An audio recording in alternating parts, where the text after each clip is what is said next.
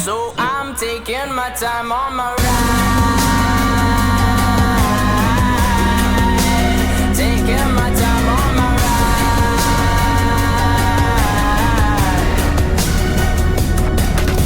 I die for you, that's easy to say. We have a list of people that we would take. A bullet for them, a bullet for you, a bullet for everybody in this room. But they don't seem to see many bullets coming through. See many bullets coming through. Yeah, that's what it actually felt like to go to one of the only deserted tropical islands in the US. 70 miles off the coast of Key West, there's a place called Dry Tortugas. And 4 miles west of that, there's an old deserted Coast Guard station on an island called Loggerhead. This is the most western point in the entire Key West chain.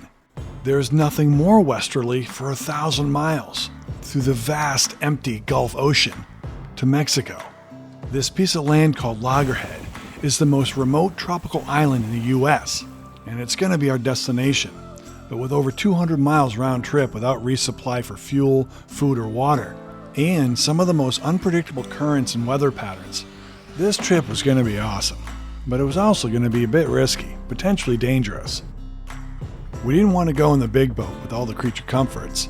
We wanted more of a challenge. So we were going to go camping in the speedboats.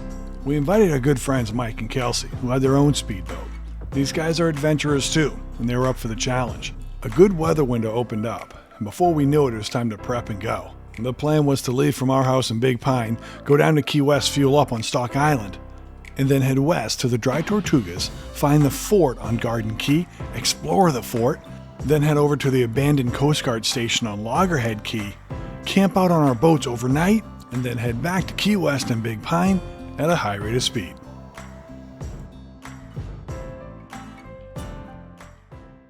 With the plans laid down and Mother Nature cooperating, it's time to start the story. And this adventure starts in Big Pine Key, Florida, home of the miniature key deer.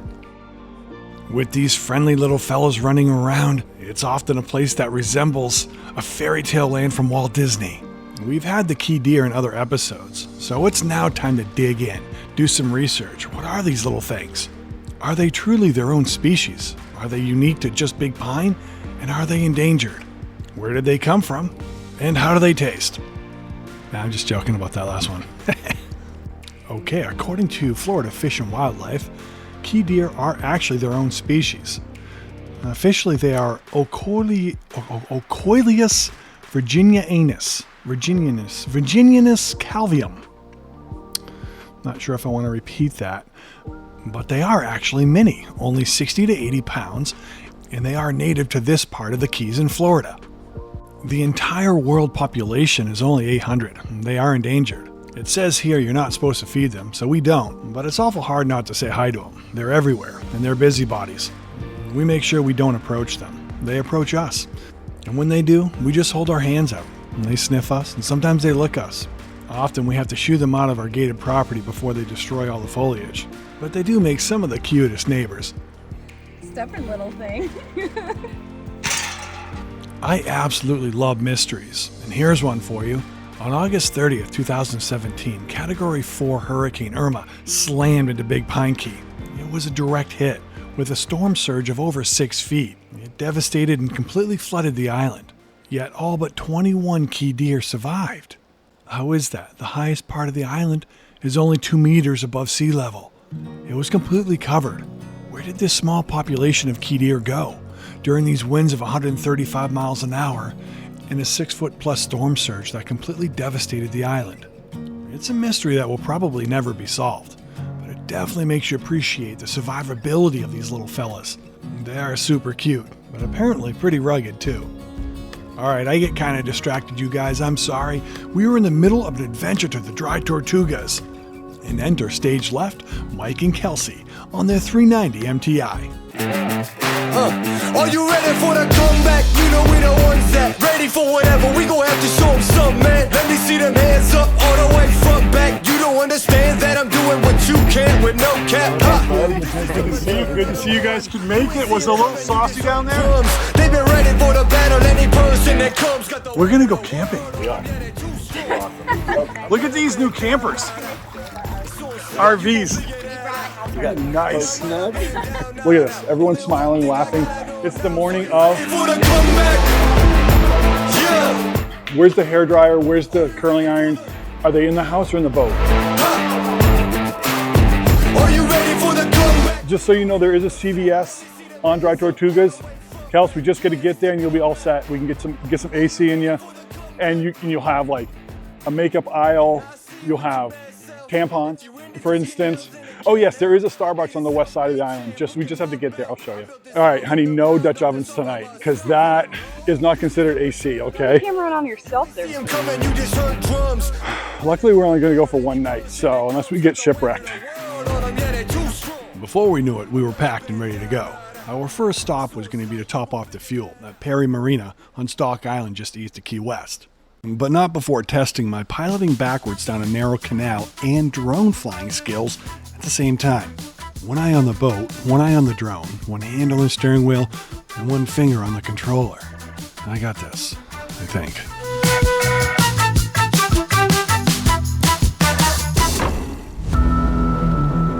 But with these boats, especially these boats, that old saying rings true.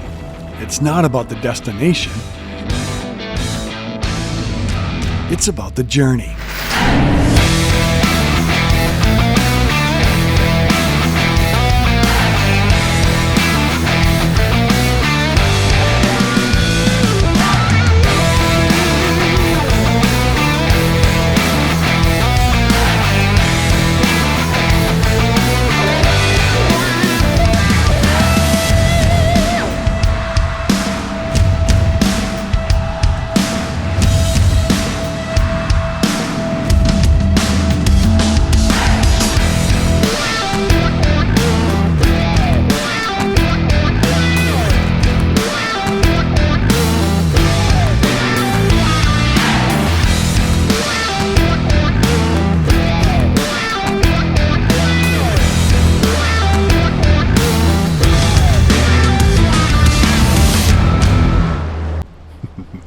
After a 130 mile an hour adrenaline dump, we were at Perry Marina.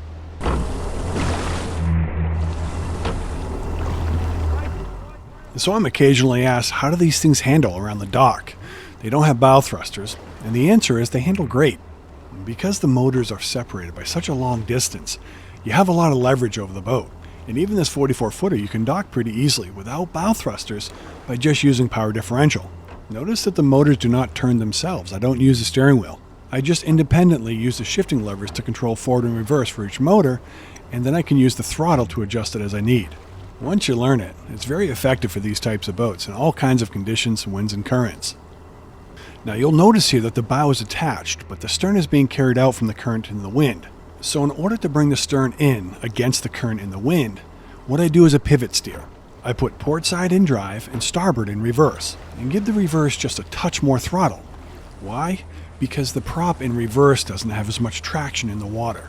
Don't force it, let it come over, and there, she's docked.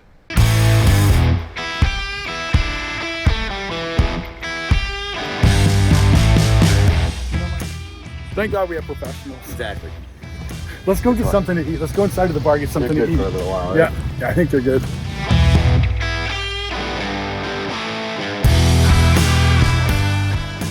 And poor Kels didn't know what we were doing. Sarah did, though. All right, now pulling away from the dock, again with the current and wind pushing me in toward the dock, I'm going to do something a little different. I'm going to go port side reverse. Now this will pull my stern backward and out, but it will also keep my bow away from the dock so it doesn't scrape. With the distance created, it's now time to put your port side in drive, with a little bit of a pause before you engage starboard drive forward. This will straighten your bow out at the last second. It'll make it parallel to the dock but separated by a distance. Then we do a slow arcing turn to the starboard, and we're careful not to clip the port side stern into the dock.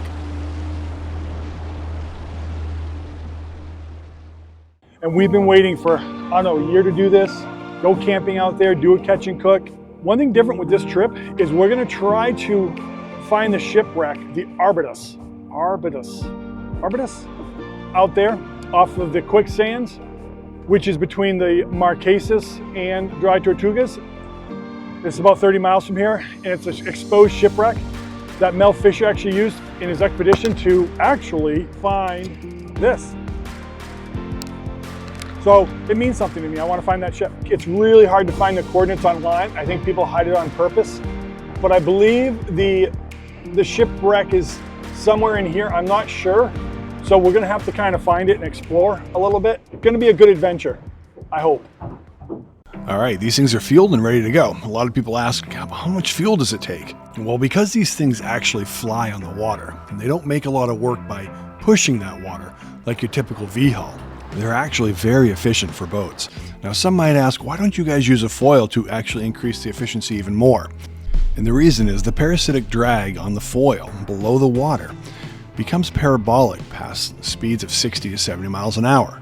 So it's much more efficient if your boat is going to go 100 miles an hour to keep the boat in the air, which is 830 times less dense than the water. In short, foils are great for boats that go from between 30 to 50, 60 miles an hour. And speeds higher than that, the trade-off's just not worth it. You're better off using your hull as a wing than flying it. Our path to where we think the Arbutus is took us right by Marquesas. What a strange looking geological formation. Waters look awful shallow, but we're going. So we pulled hard to starboard and punched our way in this little inlet that was shallow but doable. And sure enough, the Grand Marquesas opened up. We were in the middle of a bowl of coral, large, even miles across. What is this place?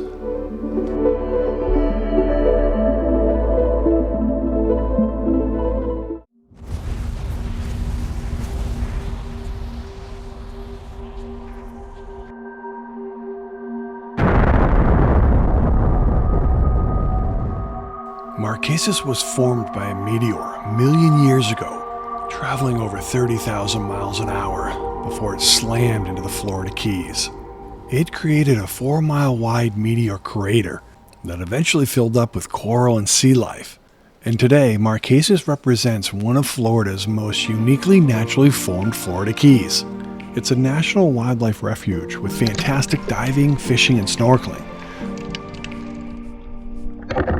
And Marquesas was named after the 1622 Spanish treasure fleet commander, Marqués de Cadreta. I think this was his dad. I'm not sure though. I'd never been in a meteor crater before, and by boat, it's pretty special. It makes you wonder what it would have been like to be vaporized a million years ago standing right here. I wonder if we could outrun it with our boat. Onto the shipwreck Arbutus. Can we find this thing? I believe it still has a mast that sticks out of the water by 20 or 30 feet. You'd think we'd be able to see it from quite a ways away. And exploring the shallow keys with these boats never gets old. Their skinny draft at speed will let you go anywhere. Well, kind of. You have to be cautious here, as the currents from the Atlantic and the Gulf meet right here. They make shifting sands. They call them the quicksands. And well, they're known for shipwrecking boats.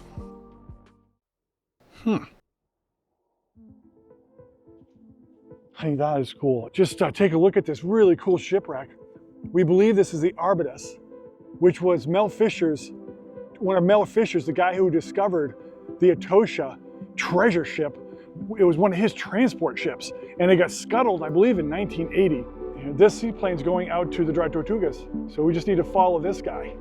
They're showing the tourists the shipwreck, probably. Flying right over. I do feel a little bit obligated for a PSA here about drones and this trip, specifically. The Dry Tortugas and the route to it from Key West does have a lot of seaplane traffic. And I noticed on my drone I didn't always pick up their transponder. So I made sure of a few things. First of all, it was a clear day whenever I flew. And I had Sarah as a spotter, both looking and listening. And I never flew very high. You'll notice these shots are down close to the water. Yes, I wanted that epic high, wide shot of the water and the boats, but it's just not worth it. So I guess I'd leave you with, it's your drone. Do what you want to do, but there's people up there, so just be careful.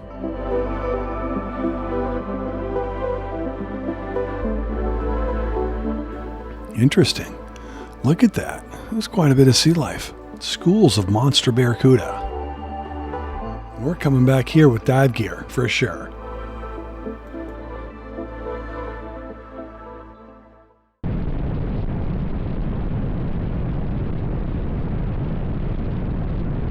And if you want to know what driving in an MTI 440 on a calm day over 100 miles an hour is actually like, well, it's quite peaceful.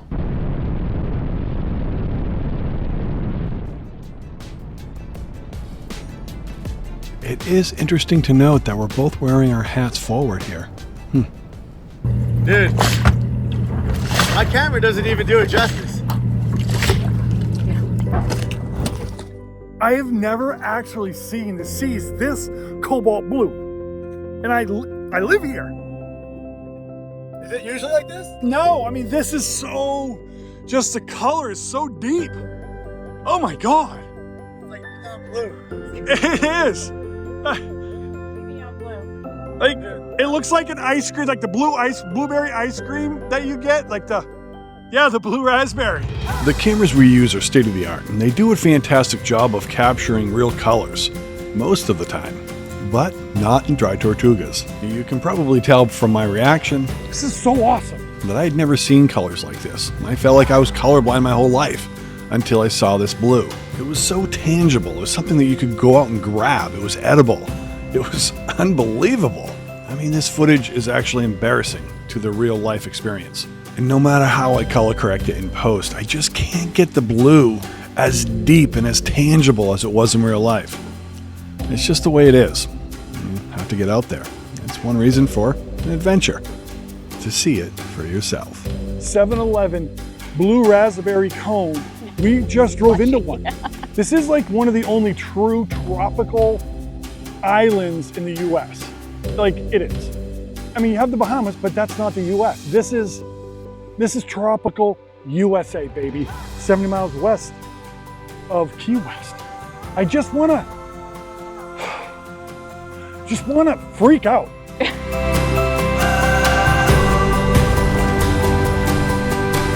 Kelsey, there is a CVS. Do you see that white shack right there? There is a CVS that way, but it's about 70 miles. Honey, what do you think? It's nice to be home.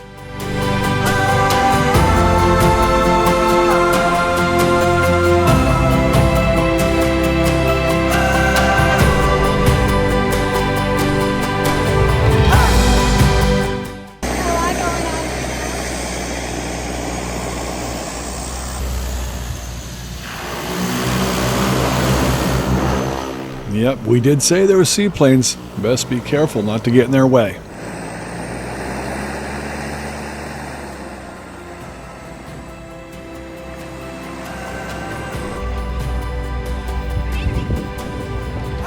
After a beautiful morning trip across the ocean, we arrived at Dry Tortugas. So what actually is this place? This'll be our year.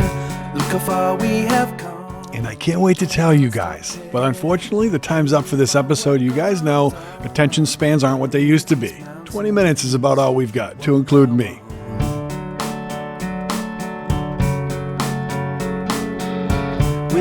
One of our #1 comments is, why don't you guys have 1 million subscribers on YouTube? And the reality is, we're just not pushy about asking to hit the subscribe button. However, if you guys would like to see more of this high quality content, just share it across your multimedia channels and subscribe yourself. And let's grow this channel together. Invincible, you can't knock us. Untouchable, you can't stop us. We chase the stars, gonna reach out till they're in our grasp. Impossible, but it's nothing. Unstoppable, we ain't bluffing. We've come this far and there ain't no way we're backing down. Whoa, whoa, whoa. We are untouchable. Whoa, whoa, whoa. We never fade, we never fall. 'Cause we'll be the last one standing. No chance that we'll be crash landing. And we're on fire as they all go down in flames. It's just beautiful. And coming up on the next episode, it's going to be exploring the Dry Tortugas. What's the fort actually like? And then it's going to be camping on Loggerhead Island on the speedboats. Kelsey, you might not want to splash too much with your feet when you're kicking. It's pretty sharky out here. Again, thanks so much you guys for watching. This is Mike and Sarah from How to Live. Until next time, boat safe, boat happy, over and out. Invincible, you can't knock us. Untouchable. Hey, what do you think of the museum? How do we hook up the fan to our tent? We don't have AC circuits where we're going, Kelsey. All right then. So there's that. Don't chop a finger off.